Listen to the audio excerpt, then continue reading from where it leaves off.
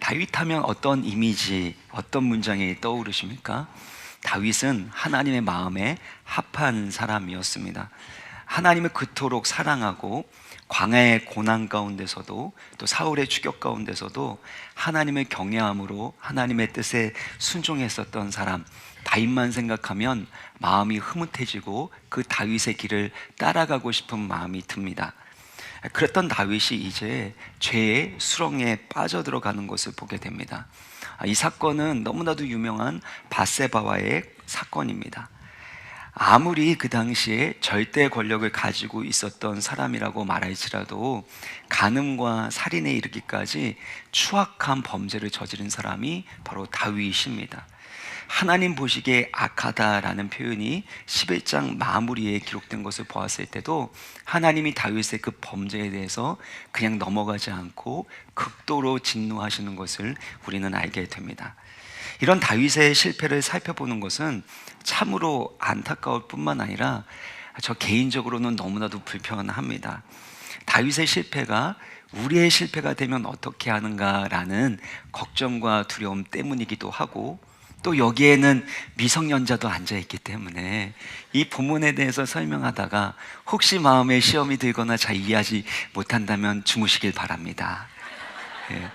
하지만 이 실패가 우리의 실패가 되지 않기 위해서 사실 좋은 거울을 삼기 위해서 오늘 본문의 말씀을 통해 성령의 음성을 들어야 합니다. 그래서 몇 주간 죄악의 특징이 무엇인지, 그리고 어떻게 죄를 이길 수 있는지에 대해서 말씀을 드리려고 하는데요.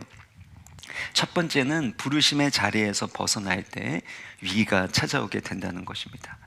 1절은 다윗이 실패하고 범죄하게 된 배경과 원인에 대해서 설명하고 있습니다. 1절의 말씀을 같이 읽겠습니다. 1절 시작. 그 해가 돌아와 왕들이 출전할 때가 되매 다윗이 요압과 그에게 있는 그의 부하들과 온 이스라엘 군대를 보내니 그들이 암몬 자손을 멸하고 랍바를 에워쌌고 다윗은 예루살렘에 그대로 있더라. 그 해가 돌아왔다라는 건 봄이 찾아왔다는 것을 뜻합니다. 팔레스타인 겨울은 우기입니다. 비가 계속해서 오고 땅이 질퍽했기 때문에 전쟁하기에는 매우 어려운 날씨였습니다. 그래서 당시 전쟁 관습에 따르게 되면 전쟁을 하다가도 겨울 우기가 오게 되면 잠시 전쟁을 멈추고 휴식기를 가졌습니다. 그리고 다시 봄이 되면 전쟁을 치르기 위해서 출전했습니다. 이때 왕이 했었던 아주 중요한 임무가 있었는데, 왕도 함께 전쟁에 출전을 해서 생명을 걸고 싸우는 군사들과 함께 싸울 뿐만 아니라 그들을 격려하고 사기를 드높이는 일을 해야만 했습니다. 그래서 1절을 보시면 그 해가 돌아와 왕들이 출전한 때가 됐다라고 표현하고 있는 것이죠. 그런데 1절의 마지막을 보면 다윗이 지금 어디에 있습니까? 예루살렘 그 왕궁에 그대로 머물러 있었다라는 것입니다. 여러분 한번 생각해 보세요. 다윗은 전쟁을 치를 때마다 그의 부하들과 함께 생명 걸고 싸웠던 사람입니다. 부하들의 생명을 자신의 생명처럼 여겼었고, 그리고 남들이 요청하지 않았음에도 불구하고 다윗이 왕이 된 다음에 했었던 일이 예루살렘을 차지하기 위해서 여부스 족속과 싸우는 일이었습니다. 정복 전쟁이 있을 때 400년 동안 그때도 차지하지 못했던 그 예루살렘 성을 하나님의 약속을 붙들고 싸웠던 사람이 바로 다윗이었습니다. 그만큼 부하들을 사랑했고 왕으로서의 책임을 다했고 하나님을 경외하고 하나님의 뜻을 이루고자 했었던 사람이 다윗이었는데, 지금 어디에 머물러 있냐면 예루살렘 왕궁에 머물러 있었다는 것입니다. 왜 이런 선택을 했는지 그 이유를 살펴보면 알 수 있는데요. 다윗은 지금 인생에서 최고의 절정기를 보내고 있습니다. 사무엘하 8장 6절 14절을 보면 다윗이 어디로 가든지 여호와께서 이기게 하셨다라는 표현이 2번이나 등장하고 있습니다. 계속해서 연전연승하는 것을 볼 수 있고, 사무엘하 10장 19절 10장의 마지막 구절을 보면 아람 사람들이 이스라엘과 다윗을 두려워하는 장면이 나와 있습니다. 그러니까 무엇을 하든지 하나님이 함께 하심으로 승리했기 때문에 이제는 더 이상 전쟁에 본인이 참여하지 않아도 되겠다라는 생각을 하게 된 거죠. 요압과 같은 훌륭한 장수들이 많았고 또 이미 전쟁터에서 많은 승리 또 여러 가지 전력을 가지고 있었기 때문에 본인이 없어도 충분히 이길 수 있다라는 확신을 가졌기 때문입니다. 그러다 보니 다윗은 더 이상 전쟁에 있어서 긴장감을 느낄 필요가 없었던 것입니다. 근데 문제는 이런 성공과 번영이 인간의 영혼과 내면을 교만하게 하고 변질시킨다라는 것입니다.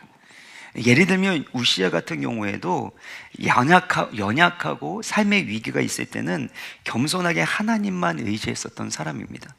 그런데 역대하 26장 16절을 보면 그가 강성하여짐에 그의 마음이 교만하여 악을 행하여 제사장만 드릴 수 있는 분향단의 그 분향하는 일을 본인이 직접 하려고 했음을 보이게 됩니다. 하나님의 진노를 받아서 우시아의 이마에 나병이 생기게 되고 비참한 이 최후를 맞이하게 되는 것을 우리가 보게 됩니다. 이처럼 성공과 번영이 하나님의 축복이기도 하지만 인간을 변질되게 만들고 부패하게 만드는 전주곡이 될 수 있다는 사실을 기억해야 합니다. 그동안 다윗이 얼마나 많은 고생을 했습니까? 그랬던 다윗이었으니까 이제는 좀 전쟁을 출전하지 아니하고 쉬고자 하는 마음을 갖는 것도 어쩌면 당연한 일이 아니겠습니까? 다윗 없어도 되는 일이라면 굳이 다윗이 이 전쟁에 출전해야 될 이유가 무엇이 있습니까? 또한 왕으로서 자기 자신의 실력을, 능력을 증명할 필요도 없어졌습니다. 왕이 군사들과 함께 출전해서 또 그들을 격려한들 또 하지 않은들 별 상관없다는 판단이 들었을지도 모릅니다. 어차피 내가 나가지 않아도 하나님이 그들과 함께 하시면 또 심지어 언약궤도 함께 나가는 걸 볼 수 있는데요. 그러니까 하나님이 함께 하시면 내가 없어도 승리하는 것은 당연한 거야. 여태까지 백전백승 했으니까 내가 나가지 않아도 아무도 뭐라고 하지 않을 거야 라는 그 생각이 들었는지 모릅니다. 또한 왕으로서 이제는 쉬고 편안하고 안락한 삶을 누릴 권리도 가지고 있는 거 아닙니까? 나는 왕이잖아. 다른 왕들에게 두려움의 존재가 되었어. 그러니까 이제는 나도 좀 쉬고 싶다고. 우리가 가장 총무로서 섬기다 보면, 중직자로 섬기다 보면 어느 순간에 목사님 저 할 만큼 다 했습니다. 제 나이가 몇 살인지 아십니까? 그러면서 이제는 좀 쉬겠습니다 라고 말하는 것이 뭐가 나쁜 일이 되겠습니까? 다윗은 왕으로서의 의무와 이 사명보다 문제는 무엇이냐면 왕으로서의 권리와 안락함을 더 원했다라는 것, 이것이 다윗의 근본적인 문제라는 것입니다. 성공한 사람들 중에 특별히 40대, 50대 중에 갑자기 무너져 버리는 경우가 많다고 합니다. 자기 분야에서 어느 정도 성공도 했고 자신이 가지고 있었던 목표도 이루고 사회적으로 존경받는 지위에서 안락한 생활을 하게 된 것입니다. 그러면 이제는 자신을 이끌고 갈 삶의 목표와 꿈이 흐릿해지기 시작합니다. 삶의 매너리즘에 빠지기 시작하고 뭔가 자기의 마음을, 가슴을 뜨겁게 만들 그런 뭔가도 없고 마음에 허무감이 몰려오면서 또 긴장감이 풀리면서 어리석은 실수와 잘못된 선택을 하게 된다는 것입니다. 우리가 신앙생활도 마찬가지입니다.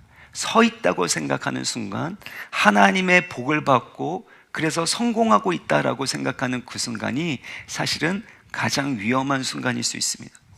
고린도전서 10장 12절 보면 그런즉 선줄로 생각하는 자는 넘어질까 조심하라. 다윗이 전쟁에 나가지 않은 그 자체가 문제가 아니라 그의 내면 가운데 영적인 긴장감이 풀리게 되고 마음 가운데 교만함과 게으름이 자라나고 있었기 때문에 본인이 있어야 할 그 자리에서 벗어나게 된 것, 그것이 문제라는 것입니다. 사랑하는 성도 여러분, 우리의 마음 가운데 여러 가지 이유로 인해서 여러분이 있어야 될 사명의 자리, 여러분이 있어야 될 은혜의 자리로부터 혹시 멀어지는 그런 유혹이 있지는 않습니까? 여러분이 있어야 될 그 자리에서 벗어나는 순간 그때가 위기가 될 수 있다는 것입니다. 영적인 긴장감이 풀리고 뭔가 환경과 조건이 좋은 그 상황 가운데 아니란 그 마음 가운데 원수 마귀가 찾아오기 시작하고 무서운 유혹으로 우리를 넘어뜨릴 수 있다는 것이죠. 그래서 스펄전 목사님은 이렇게 표현했습니다. 가난하고 병들고 집안에 어려움이 생기면 은혜가 필요하다. 그러나 부하고 사업이 번창하고 가족이 평안할 때 우리는 은혜 위에 은혜가 필요하다. 제가 목회를 해봐도 마찬가지고 많은 성도님들을 봤을 때도 마찬가지입니다. 가장 위험한 때는 계획한 대로 되지 않고 기도해도 응답이 되지 않을 때가 아니라 기도했는데 응답되고 내가 그만큼 열심히 한 거에 따라 보상이 왔는지 아니든 간에 내 삶이 편안하게 잘 풀리는 그때가 오히려 위기일 수 있다는 것입니다. 스펄전 목사님이 이 말을 다시 한번 강조하고 싶습니다. 가난하고 병들고 집안에 어려움이 생기면 은혜가 필요합니다. 그러나 부하고 사업이 번창하고 가족이 평안할 때는 우리는 은혜 위에 은혜가 더욱 필요합니다.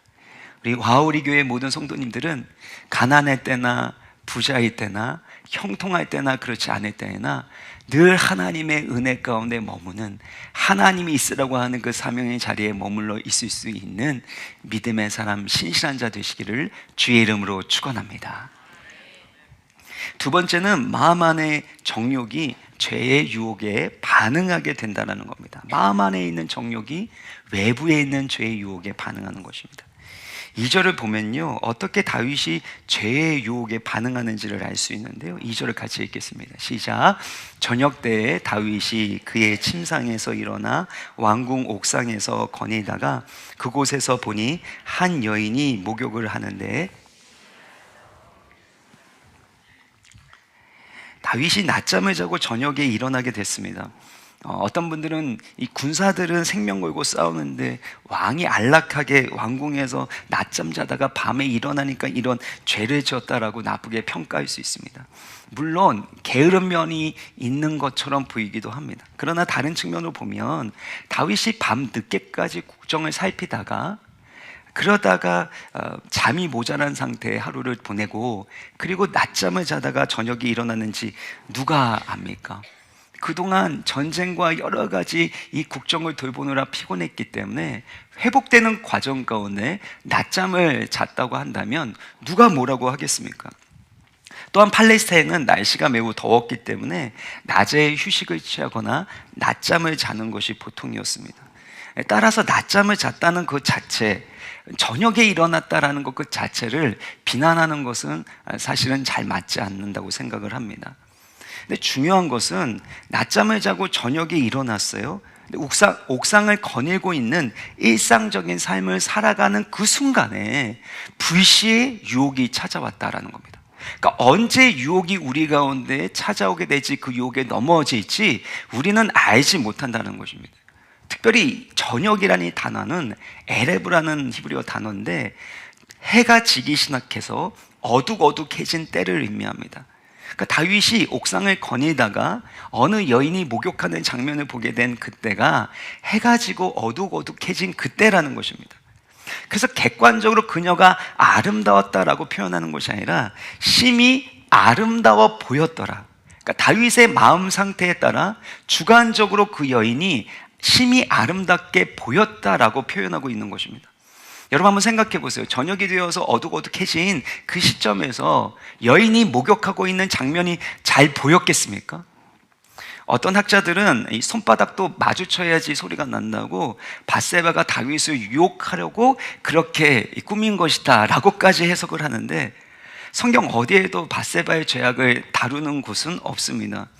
또 밧세바가 다윗이 언제 나를 봐줄까 하면서 매일매일마다 시간마다 이렇게 나와갖고 목욕을 했을까요? 좀 웃어주세요. 그러진 않았을 것이죠. 보통 신하들이 사는 곳은 왕국에서 그리 가깝지 않았을 것입니다. 그러니까 멀리 떨어져 있는 그 집에서, 그것도 어둑어둑해진 그 시점에 어떤 여인이 목욕하고 있는 모습이 잘 보였겠습니까? 뭔가 흐릿흐릿한 것 가운데 뭔가 여인이 목욕하는 모습이 그냥 보였을 뿐이라는 것입니다.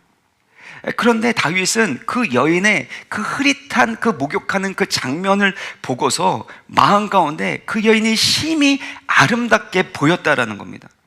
내면의 꿈틀거리는 다윗 안에 있는 정욕이 바로 그 여인으로 하여금 심히 아름답게 보이도록 만들고 그의 정욕을 충동질했다라는 것을 우리는 알게 됩니다. 이것은 다윗이 아담과 하와죠. 이것은 아담과 하와가 선악과를 보았을 때와 다름이 없습니다. 창세기 3장 6절을 보면 여자가 이 뱀의 유혹을 받은 다음에 선악을 알게 하는 나무의 실과를 보았을 때 어떻게 보입니까? 먹음직도 하고 보암직도 하고 지혜롭게 할 만큼 탐스럽기까지 한 나무로 보이게 되었다라는 겁니다. 사실 창세기 2장에 보면 다른 나무들도 보암직도 했고 지혜롭게 할 만큼 그렇게 탐스러운 나무라고 표현되어 있었습니다. 그런데 옛 뱀이 아담과 하와를 유혹하는 그 과정 가운데서 하나님이 선악과를 금지하신 것은 부당한 일이야. 만약에 그것을 먹는 날에는 너의 눈이 밝아져서 하나님처럼 될 거야. 그것을 하나님이 걱정하시고 염려하기 때문에 금지하신 거야 라고 그렇게 유혹을 하니까 그들의 마음에 변화가 생기고 그들이 선악을 알게 한 나무의 실과를 바라보는 관점이 달라지게 된 것입니다. 결국에는 마음의 문제라는 것입니다. 야고보서 1장 14절을 보면 사실은 이 공동 번역인데요, 사실은 사람이 자기 욕심에 끌려서 유혹을 당하고 함정에 빠지게 되는 것입니다. 그러니까 내 내면 가운데 그런 정욕이 불의듯 일어나게 되면 모든 것들을 정욕적으로 바라보게 되는 것입니다. 나에게 관심이 있고 내가 가치가 있게 여기는 것이기에 나에게 유혹이 되는 것이고, 그래서 정작 중요한 것은 우리의 내면의 정욕을 제어하는 것입니다. 청년들도 마찬가지입니다. 청년들이 그 죄악에 넘어가는 이유가 무엇입니까? 바쁘게 열심히 살아갑니다. 청년의 정욕이 막 들끓고 있는 상황에서도 바쁘게 힘들게 살아갑니다. 그러다 보면 하나님과의 관계를 등한시하게 되어지고 자기의 내면을 잘 관리하지 못하게 됩니다. 그러다 보면 어느 순간에 유혹이 찾아왔을 때 본인이 가지고 있는 제어하지 못하는 정욕으로 인하여 쉽게 유혹에 빠지는 것을 볼 수가 있는 것입니다. 그래서 우리가 생각해야 될 건 다른 어떤 외부적인 문제도 사실 문제가 있지만 나중에 다룰 거예요, 이따가. 그렇지만 더 중요한 것은 우리의 내면, 특별히 우리 안에 있는 이 욕구와 정욕의 문제를 다루는 것이, 제어하는 것이, 다스리는 것이 무엇보다도 중요하다는 것입니다. 다윗이 사람을 보내서 그 여인이 누구인지를 확인하는 장면을 통해서도 이것이 드러납니다. 3절의 말씀을 보면요, 다윗이 사람을 보내서 그 여인을 알아봤더니 그 여인이 엘리암의 딸이고 햇사람 우리야, 아주 충성스러운 장수의 아내 밧세바라는 것을 알게 됩니다. 이렇게 자신의 충성스러운 부하의 아내라는 이 정보를 듣게 되면 어떻게 해야 됩니까? 이러면 안 되지. 자기 생명을 걸고 전쟁에 나가서 싸우고 있는 부하의 아내를 내가 그 사람에 대해서 이런 안 좋은 생각을 하면 안 되지 라고 나쁜 생각을 버리고 정욕을 뿌리쳐야 되는데 오히려 어떻게 합니까? 그가 지금 전쟁터에 나가서 집에 없구나, 기회가 되겠네, 그녀를 데리고 와라 하면서 아주 나쁜 죄악을 범하게 되는 것입니다. 이것이 인간의 모순과 죄악된 상태를 보여주는 것입니다. 범죄를 미연에 방지할 수 있는 정보를 가지고 있음에도 불구하고 그 정보를 가지고 죄악의 기회로 삼는 것이 바로 우리의 죄악의 특성이라는 것입니다.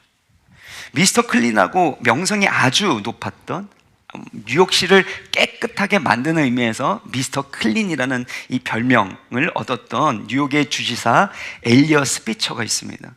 윤리 개혁을 강조하고 부패 추방을 위해서 힘썼던 사람입니다. 원래 그는 뉴욕주의 검찰총장 출신으로서 월스트리트 금융비리, 그런 화이트 칼라 범죄를 척결해서 월가의 저승사자라고 불렸습니다. 그리고 뉴욕의 고급 매춘 조직을 두 곳이나 적발해서 명성을 날리게 되었습니다. 근데 그랬던 그가 이 고급 매춘 조직과 연결된 성매매에 연루가 된 것입니다. 한 번의 실수가 아닌 여러 번 똑같은 행위를 반복해서 저질렀다는 겁니다. 법 위에 있는 사람이라고 여겨졌던 미스터 클린이 어떻게 이렇게 어이없이 무너져 버린 것입니까? 이런 모순과 아이러니가 어떻게 우리 가운데 일어날 수 있는가 생각하겠지만, 겉으로 보이는 것과는 달리 이미 그는 무너진 도덕성, 무너진 타락의 내면을 가지고 있었던 사람이고, 그것을 교묘하게 감추었던 것입니다. 지적으로 뛰어나고 사리 판단이 아무리 우수해도 우리도 이와 같은 어리석은 잘못을 저지를 수 있습니다. 오히려 자기 안에 있는 정욕과 그 죄악의 문제, 이것들을 해결하지 못하니까 외적인 죄악의 문제에 대해서 아주 예민하게 반응하고 비판하고 판단하고 목소리를 내는 경우도 사실 많습니다. 사실 조심스러운 표현이기도 하지만 제가 아는 많은 분들이 있습니다. 도덕적인 갱신과 또 사회적인 부조리에 대해서 외치는데 여전히 자기 안에 있는 이 정욕의 문제, 자기 안에 있는 음란의 문제는 해결하지 못한 상황에서 그것과 스트러글 하는 그 과정 가운데 외부에 있는 그 죄악에 대해서는 아주 예민하고, 그래서 그것을 율법적으로 바라보면서 그 문제에 대해서 아주 치밀하게, 아주 강하게 그렇게 목소리를 내는 경우도 제가 참 많이 보게 되었습니다.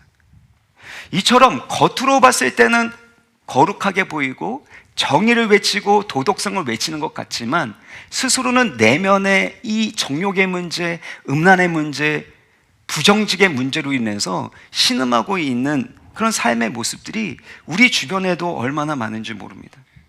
결국에는 내가 이 모든 것을 컨트롤할 수 있다라는 어느 정도의 자신감이 있고, 내가 마음만 먹으면 이것을 제어할 수 있다라는 마음 가운데 안일함과 교만함이 있기 때문입니다. 궁극적으로 이후에 살펴보겠지만 이 정욕의 문제는 나의 인간적인 방법으로 힘으로 되지 않습니다. 성령의 권능으로, 또 하나님이 주시는 여러 가지 경건의 방법으로 공동체 안에서 해결할 수 있음에도 불구하고 여전히 감춰두고 혼자의 방법과 힘으로 문제를 해결하려고 하니 이 정욕의 문제를 해결할 수가 없는 것입니다. 다윗이 이런 모습을 너무나도 잘 보여주는데요, 특별히 세상 권력과 힘에 취해 있는 것을 보여줍니다.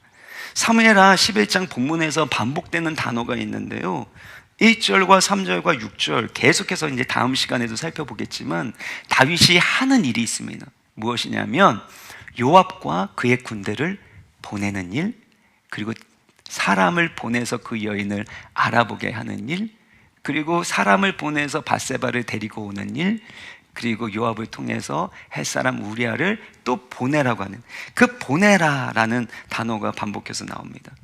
다윗이 자신의 권력을 가지고 힘을 가지고 사람을 보내서 자기의 뜻과 욕망을 이루는 모습이 계속해서 반복해서 나온다라는 것입니다. 하나님의 주권을 온전하게 인정했었던 예전의 다윗의 모습과 달리 이제는 본인이 왕노릇하면서 왕이신 하나님의 뜻대로 순종하는 것이 아니라 그 뜻을 거역하고 자기의 뜻과 정욕대로 살아가게 되는 모습들을 보이고 있는 것입니다. 결국엔 죄악의 본질은 내가 주인이 되고 내 힘과 내 방법으로 내 삶의 문제를 해결하고 내 욕구의 문제를 해결하려고 하는 데 있다라는 것입니다. 그러면 사랑하는 여러분, 우리 내면의 그 정욕과 또 그 죄악의 유혹을 이길 수 있는 힘은 하나님과의 관계로부터 오는 줄 믿으시길 바랍니다. 하나님과의 친밀한 그 관계 가운데 내면의 질서가 바로잡히게 되고 거룩함이 회복이 되어지고 죄악을 이길 수 있는 영적인 힘을 얻게 된다는 것입니다. 갈라디아서 5장 16절 17절 우리 같이 읽겠습니다. 시작. 내가 이르노니 너희는 성령을 따라 행하라. 그리하면 육체의 욕심을 이루지 아니하리라. 육체의 소욕은 성령을 거스리고 이 둘이 서로 대적함으로 너희가 원하는 것을 하지 못하게 하려 함이니라. 우리가 성령을 따라 행하게 되면 무엇을 이루지 않는다고요? 육체의 욕심을 이루지 않는다 라고 말씀합니다. 근데 이 말씀을 17절에 보면은요, 육체의 소욕은 성령을 거스리고 성령은 육체를 거스리나니 이 둘이 서로 대적함으로 너희가 원하는 것을 하지 못하게 하려 함이니라. 그러니까 육체의 소욕과 성령의 소욕이 서로 싸우게 되는데 결국에는 누가 이기는 것들을 경험하게 돼요? 우리의 삶 가운데서는요, 많은 경우에 성령의 소욕이 이겼으면 좋겠지만 육체의 소욕이 더 강한 것처럼 느껴지고 육체의 소욕이 더 우리를 붙잡아 이끌어가는 것처럼 느껴질 수 있다는 것입니다. 근데 여기에서 여러분이 기억해야 될 것은 육체의 소욕과 성령의 소욕이 우리 가운데 역사하는 그 과정에 대한 설명이지, 육체의 소욕을 성령께서 이길 수 없다라는 말씀이 아닙니다. 본문에 다시 한번 16절을 보여주시면요, 성령을 따라 행하면 무엇을 이루지 않는다고요? 육체의 욕심을 이루지 않게 된다라는 겁니다. 그러니까 우리 안에 육체의 욕구, 육체의 욕심을 계속해서 추구하는 마음이 변하여서 이제는 성령이 원하는 대로 살아가고자 하는 갈망과 욕구가, 의지가 우리 가운데 샘솟듯 일어날 수 있도록 성령께서 도우시고 인도하신다라는 것입니다. 그래서 중요한 것은 우리 안에 있는 육체의 소욕을 키우는 것이 아니라 우리 안에 있는 성령의 소욕이 계속해서 확장되고 성장할 수 있도록 하나님과의 관계를 친밀하게 맺고 경건에 이르는 연습을 해야 하는 것입니다. 중심은 어떻게 하면 죄를 이길까? 어떻게 하면 죄에 대해서 이 정욕을 버릴까? 죄를 어떻게 하면 안 지을까? 안 지어야지, 안 지어야지. 이게 아니라 내 안에 하나님의 거룩함을 갈망하게 되고 의로움을 사모하게 되고, 이제는 거룩한 욕구를 따라서 성령의 욕구가 계속해서 일어나는 그 일들을 통해서 하나님이 하시는 일들에 동참하게 되고 그 죄악을 이길 수 있는 힘을 점점 얻게 된다라는 것입니다. 앞서 이 창세기 4장 7절을 보면은요, 내가 선을 행하면 어찌 낯을 들지 못하겠느냐. 이건 가인에 대한 이 하나님의 말씀인데요, 선을 행하지 아니하면 죄가 문에 엎드려 있느니라라는 겁니다. 그러니까 가인이 선을 행하지 않으면 마음 가운데 하나님에 대한 분노, 아벨에 대한 시기심과 그 분노, 이것들을 다스리지 않는다면, 그리고 그 반대로 시기하지 않아야지, 미워하지 않아야지, 분노하지 않아야지, 이게 아니라 선을 행하지 아니하면, 계속해서 보여주세요. 선을 행하지 아니하면 죄가 얼마든지 우리를 집어삼킬 수 있지만 선을 행하는 그 과정 가운데서는 죄를 다스릴 수 있는 힘을 얻게 된다는 것입니다. 그래서 다시 갈라디아서 5장 16절 17절로 보시면요, 우리 가운데 여러 가지 그런 소욕들이 있지만 결국에는 성령의 소욕을 만들어가는 것이, 키워나가는 것이 중요합니다.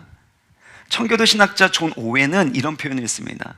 한 사람이 어떤 사람인지 알아보려면 그 사람의 행동보다는 그 사람의 마음속에 솟아나는 욕구를 살펴보라. 그 사람의 욕구가 그 사람이 어떤 사람인지를 말해준다. 그러니까 우리는 어떻게든 이 죄의 결과, 어떻게든 죄를 안 짓는, 여기에 초점을 맞추는데요, 그게 아니라 성령의 소욕이 우리 가운데 일어나게 되면 우리는 성령의 사람이라는 것입니다. 우리 가운데 하나님을 더욱더 사랑하고 거룩함을 사모하는 그 욕구가 일어나는 그 일을 성령께서 도우시고 우리를 성령의 사람으로 만들어 가신다는 것입니다. 예전에 경마장에서 승부를 조작하는 방법이 있었다고 합니다. 지금은 이런 방법을 쓰는지는 잘 모르겠지만 힘껏 달리고 있는 말들을 어떻게 그렇게 조종을 해서, 통제를 해서 이 경마의 그 결과를 바꿀 수 있는가, 의아심이 들 수도 있는데요, 근데 그 방법이 의외로 간단합니다. 승부를 조작하는 방법은 이겨야 하는 말은 잘 먹이고 져야 하는 말은 굶기는 것입니다. 다른 경쟁하는 말에게 먹이를 잘 주지 않고 잠자리를 불편하게 하거나 여러 가지 면에서 말을 불편하게 만드는 것입니다. 그러면 잘 달리던 말도 힘이 없어서 잘 달리지 못하게 되고, 잘 먹고 잘 관리되었던 말이 결국에는 이기게 된다는 것이죠. 우리 내면에도 육체의 소욕이라는 말이 있고 성령의 소욕이라는 말이 있습니다. 만약에 우리가 육체의 소욕에게 먹이를 주게 되면, 그러면 육체의 소욕이 계속해서 달리게 될 것이고, 성령의 소욕이라는 말에게 먹이를 주면 성령의 소욕으로 살아갈 수 있는 것입니다. 사랑하는 여러분, 우리 안에 성령의 소욕이 계속해서 힘을 얻을 수 있도록 주님을 더욱 사랑하고 주님이 원하시는 경건한 삶을 살아가시기를 주의 이름으로 축원합니다.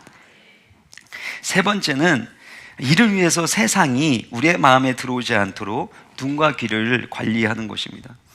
2절에서 살펴본 것처럼 다윗은 눈으로 밧세바를 보고 욕정에 사로잡히게 됩니다.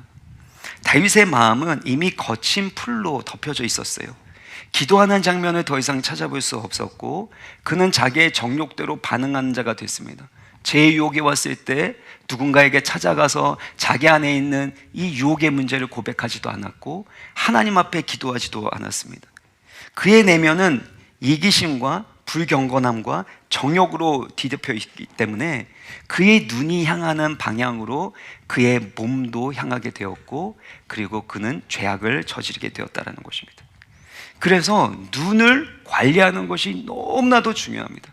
여러분이 무엇을 보고 그 눈으로 여러분의 내면 가운데 무엇이 들어오는가가 여러분 내면의 소욕, 욕구를 결정하고 여러분의 내면을 형성하게 되어 있기 때문이라는 것입니다.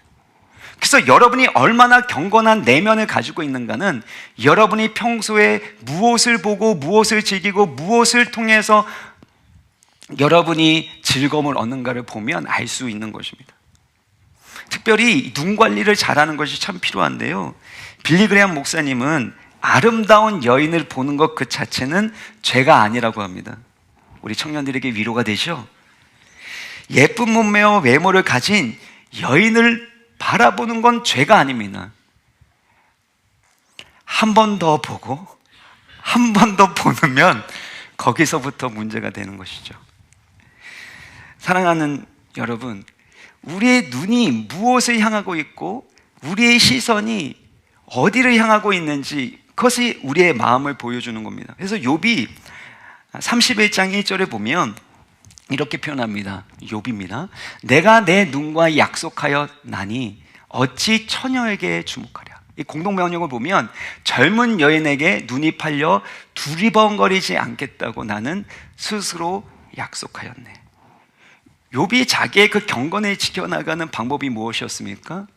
아름다운 여성을 한번 보더라도, 아름다운 남성을 보더라도 한 번만 보지 두 번, 세 번, 네 번 계속해서 보지 않기로 자신의 눈과 언약을 맺었다라는 것입니다. 사랑하는 성도 여러분, 우리는 눈에 보이는 이미지에 지대한 영향을 받게 됩니다. 다윗도 마찬가지입니다. 왕궁 옥상에서 어슬렁어슬렁거리는 것도 문제일 수 있겠지만 무엇보다도 그의 마음과 눈을 지키지 못했기 때문에 그가 보고 싶은 대로 보았고, 그가 보고 싶은 대로 보았기에 보이는 대로 느꼈고 보이는 대로 원하게 되었다라는 것입니다. 오늘날 광고도 그렇고 유튜브도 그렇고 많은 미디어가 무엇을 그렇게 조작합니까? 우리 안에 있는 욕구를 충동질해서 계속해서 하나님이 기뻐하시지 않는 그런 세상의 욕심과 욕망과 세상의 그 안목의 정욕에 우리의 마음이 뺏기도록 하는 거 아닙니까? 여러분은 여러분의 눈을 어떻게 관리하고 있습니까? 마태복음 6장 22절 같이 한번 읽겠습니다. 시작. 눈은 몸의 등불이니 그러므로 내 눈이 성하면 온몸이 밝을 것이요. 여러분, 죄악과 세상의 이미지로 우리의 내면이 채워지지 않고 하나님의 말씀으로, 하나님의 선하심과 아름다움으로 여러분의 내면을 채워나갈 수 있기를 주의 이름으로 축원합니다. 마지막으로 자신을 도와줄 수 있는 친구, 동역자에게 나누고 함께 이겨나가야 합니다. 다윗이 치명적인 죄를 범하는데 그 누구도 제어하지 않습니다. 그가 가지고 있는 권력으로 인해서 누구도 다윗 왕에게 직언하지 못하는 것이죠. 조언도 하지 않습니다. 또 조언한들 다윗도 듣지 않습니다. 누구에게도 물어보지 않습니다. 다윗이 사람을 보내서 이 여인이 누구인지에 대해서 얘기를 했을 때 우리아의 아내 밧세바가 아니니까 라고 경고성 멘트를 합니다. 그럼에도 불구하고 다윗은 본인의 있는 유혹의 연약함의 모습들을 다른 사람에게 고백하지 않고 다른 사람의 도움이나 조언도 받지 않습니다. 여러분, 죄를 이겨나가기 위해서는 빛 가운데 여러분의 연약함과 죄의 문제를 오픈하는 것이 필요합니다. 믿을 수 있는 사람, 도움을 줄 수 있는 사람에게 함께 나누고 기도하는 것이죠. 디모데후서 2장 22절 말씀 같이 읽겠습니다. 시작. 또한 너는 청년의 정욕을 피하고 주를 깨끗한 마음으로 부르는 자들과 함께 의와 믿음과 사랑과 화평을 따르라. 의와 믿음과 사랑과 화평을 따르는데요, 주를 깨끗한 마음으로 부르는 자들과 함께 따라가라는 것입니다. 그래서 여러분이 그 죄악을 이기고 있다는 건 여러분 안에 그 죄악의 문제를 누군가에게 이야기하고 함께 싸워나가는 사람이 있다면 그것은 사실 이겨나가는 것입니다. 저희가 가정교회도 하고 또 그 가정교회에서 삶을 나누지만 근본적으로 중요한 것은 내 안에 있는 그 문제들, 죄의 문제들을 함께 나누고 그걸 함께 기도하면서 싸워나갈 수 있는 믿음의 동역자가 있느냐 없느냐에 달려있다는 것입니다. 여러분, 죄악은 습관입니다. 습관이기 때문에 습관은 쉽게 해결되지 않습니다. 이 습관에서 연구했었던 분들은 이렇게 표현하더라고요. 3살 버릇 여든 간다는 그 표현이 바른 말이다. 습관은 없어지지 않는다, 대체될 뿐이라고 얘기를 해요. 그래서 우리 가운데 그 죄악의 습관이 있다라면 그것들이 대체돼서 새로운 습관이 되어서 성령의 소욕 가운데서 참된 만족과 기쁨을 누리는 거룩한 습관, 성령의 습관이 만들어지기까지 계속해서 공동체와 동역자의 도움이 필요하다는 것입니다. 제가 청년 사역을 할 때 제 주변에는 제가 가르치는 제자들 중에 저에게 계속해서 점검받는 청년들이 많았습니다. 어떤 청년들은 게임이고, 어떤 청년들은 성적인 문제, 어떤 친구들은 뭐 여러 가지 문제들이 있는데 특별히 그 부분에 대해서 저한테 찾아와서 이야기하고 함께 기도하고 점검을 계속해서 받았습니다. 그렇게 이야기한 청년들은 죄악을 이겨나갈 수 있는 힘을 얻습니다. 뿐만 아니라 본인만이 아닌 또래에 있는 선배들과 함께 나누고 기도하게 될 때 그 문제를 이겨나가더라고요. 그런데 은밀한 곳에서 죄를 짓는 자는 결국에는 대낮에도 그 죄를 짓게 되는 그 자리에 이를 수 있는 것입니다. 그래서 여러분, 있는 고민이나 연약함과 죄 유혹이 있다면 함께 믿을 만한 사람과 함께 나누시고 함께 기도하면서 싸워 나가셔야 됩니다. 존 오트버그라는 유명한 목사님이 있는데요, 해외여행을 가게 됐습니다. 호텔에서 여행 까막을 풀고 있는데 눈에 띄는 것을 발견했습니다. 성인 영화 채널이 있는 TV 리모컨이었다고 합니다. 별도의 요금을 부과하는 것이 호텔의 보통의 방침이었는데 그 호텔은 무료로 제공하는 호텔이었다는 것입니다. 이 목사님 마음이 싱숭생숭해졌다는 것입니다. 같이 여행 온 이 사람들이 있었지만 방은 혼자 썼기 때문에 얼마든지 이번이 기회다라고 볼 수 있었는데, 그런데 자기가 목사이고 이것을 하면 안 되기로 약속을 했기 때문에 고민하다가 결국에는 다른 방에 있는 신뢰할 수 있는 사람에게 나를 다음날 이 점검해 달라고 그렇게 부탁하기로 마음을 먹었습니다. 근데 또 이런 생각이 드는 거예요. 그럴 필요가 없잖아. 내가 목사인데 이거 리모컨 하나 이거 제어 못한다는 걸 보여주면 그만큼 내가 신뢰받는 마음이 사라지는 거 아닐까? 이 생각과 실험을 하다가 결국에는 그분이 정해놓은 그분을 저녁에 만나게 되었다고 합니다. 올해는 그런 생각과 고민 끝에 이야기하고 이제 기도 부탁을 했는데 사실 목사로서 수치스러웠다는 거예요, 조금. 근데 다음날 그 사람과 만나서 이제 점검하는 그런 시간을 가졌는데 그때 아무 일도 없었다라고 자신 있게 말할 수 있었다는 겁니다. 그러니까 그 이야기를 들었던 그 사람이 자신이 자주 걸려지는 그 문제에 대해서 오히려 말하기 시작했고 그 사람에게 선한 영향력을 끼치고 도움을 줄 수 있었다라는 것이죠. 저는 존 오트버그 목사님과 같이 죄악의 유혹에 대해서는 겸손할 필요가 있다고 생각합니다. 우리의 힘과 노력으로 잘 되는 것이 있는 반면에 잘 되지 않는 것들이 있습니다. 그런 것들은 겸손하게 정직하게 다른 사람에게 기도를 부탁하고 점검해 달라고 요청하는 것이 필요합니다. 죄악의 유혹에서 승리하는 비결은 겸손함과 정직함에 있기 때문입니다. 나는 얼마든지 이것들을 통제할 수 있어 라고 생각하는 그 사람이 죄악에 넘어지기 쉽습니다.